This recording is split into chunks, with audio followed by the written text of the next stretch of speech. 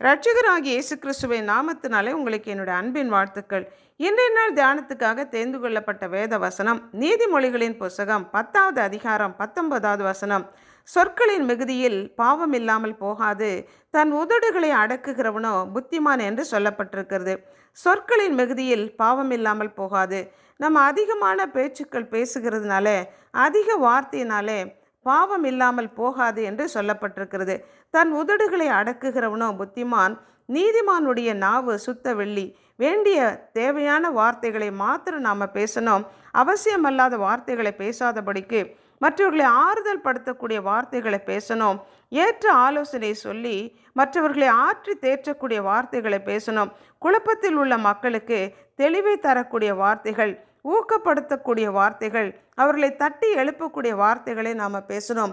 அப்படிப்பட்ட வார்த்தைகளை நாம் பேசும்போது ஏற்ற சமயத்திலே சொல்லப்பட்ட அந்த வார்த்தை வெள்ளித்தட்டிலே வைக்கப்பட்ட பொற்பழங்களுக்கு சமானம் என்று சொல்லப்பட்டிருக்கிறது. நம்ம பேசுகிற வார்த்தைகளை குறித்து நம்ம எச்சரிக்கையாக இருக்க வேண்டும். நம்முடைய ஆண்டவராகிய இயேசு கிறிஸ்துவும் மனுஷர் பேசும் வீணான வார்த்தைகள் யாவையும் குறித்து நியாய தீர்ப்பு நாளிலே கணக்கு ஒப்புவிக்க வேண்டும் என்று உங்களுக்கு சொல்லுகிறேன். ஏன்னா உன் வாரியின் வார்த்தையினாலே நீ நீதிமான் என்றும் குற்றவாளி என்றும் தீர்க்கப்படுகிறாய் என்று ஆண்டவர் சொல்லுகிறாரு. நம்முடைய வாயின் வார்த்தைகள் எப்படிப்பட்டதாக இருக்கிறது? இந்த நாவு பொல்லாங்கானவைகளை பேசக்கூடிய நாவு, அது பொய் நாவு. அது கர்த்தருக்கு அருவருப்பான காரியங்கள் பேசக்கூடிய அந்த நாவு, பட்டய குத்துக்கள் போல பேசுகிற நாவு. இந்த நாவை குறித்து யாக்கோபு தன்னுடைய நிருபத்தில் சொல்லுகிறத பார்க்குறோம். இந்த நாவு இது அநீதி நிறைந்த உலகம், இது பெருமையானவர்களை பேசக்கூடிய நாவு, இது சாவுக்கு ஏதுவான விஷம் நிறைந்த அந்த நாவு, இது பொல்லாங்கான அந்த நாவு என்று சொல்லப்பட்டிருக்கிறது.